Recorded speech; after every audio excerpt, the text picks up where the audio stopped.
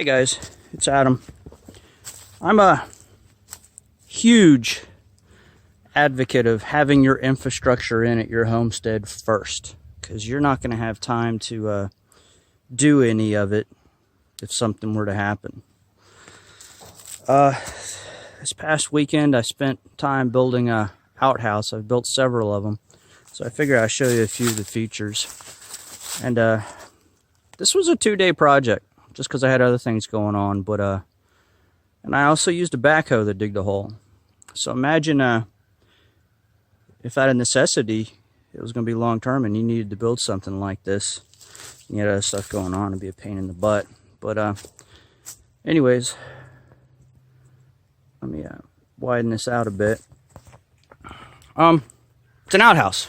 Nothing much I can tell you about that, but it does have a few features which I've built in this way, and I got this stuff from the World Health Organization for third world countries. One of the main things I don't think too many people think about is, and this ain't finished, it's a vent stack, and that vent stack goes down underneath into the pit, and that helps a lot with getting the smell out. The other thing that needs to be done, and I haven't completed, if you notice around the bottom, it is up on skids and it is up off the ground, but I need to put more rocks around the bottom and some dirt. You want that sealed off. Basically, you're wanting to seal off the entire hole. You don't want flies or critters and stuff like that getting in there, which can spread disease, and that's the essential thing. Imagine you have a hole with a box and you want to keep them out. That's a metal screen venting up there on the sides and in the back. That's one more thing that keeps it from being a hot box. And let's see here as I walk around my mess. Like I said, infrastructure in place.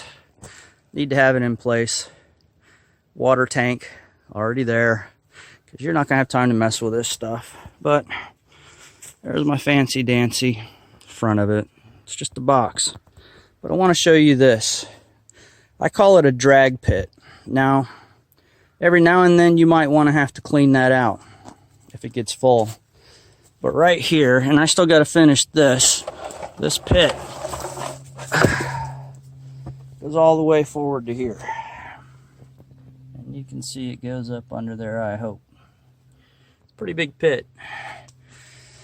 This right here will be covered up with a board to keep things from getting in again, and allows you to clean out the pit as needed or drag the whole structure forward. Right here, handle, and voila, here is the inside. Nothing fancy. If you use this, you use phone book toilet paper. That's my rule. Anyways, basically what I've always done is a 20-gallon metal trash can upside down, screwed into the floor and caulked around the bottom with a toilet lid screwed and glued on there that goes right down into your old pit. Now the hole in the wood down there has been beveled down to slant down, obviously, so nothing gets stuck on it. Hey, closed in. But anyways, that's essentially it. That is an outhouse. Most of this is salvaged. As you can see, the roof, all this was tongue and groove flooring out of my house when we redid it. But if I had to say two main features that I would say you need on there, maybe three, is you need a vent stack that goes down into the hole to help gases vent out. And you need to make sure the inside of this outhouse, I got screen all in it, is sealed up to keep flies and other critters like that could spread disease out. And you need to seal up around your pit. Like I said, I still have work to do, so there'll be a board that goes across there, and then this pallet will sit up on top of it for a walkway. But if y'all don't think,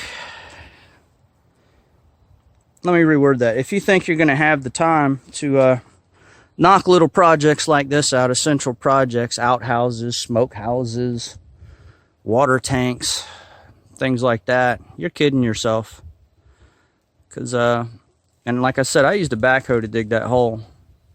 So if you think you're going to throw something together like this and it lasts amongst doing all the other stuff that you would have to do, I think you're kidding yourself. But so you have time now. If you have a little homestead, start thinking about these things. Do it now. Put you an outhouse somewhere out there. Put you a little shower house somewhere out there. Get started on these little projects now. Build your woodshed to keep your wood in.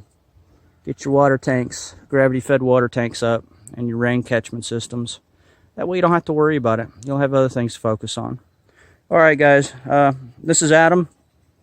Wanted to film this video, and we will get it out when we get it out. I'm going to try and do a series of other stuff. All right, you guys take care and enjoy life. Bye.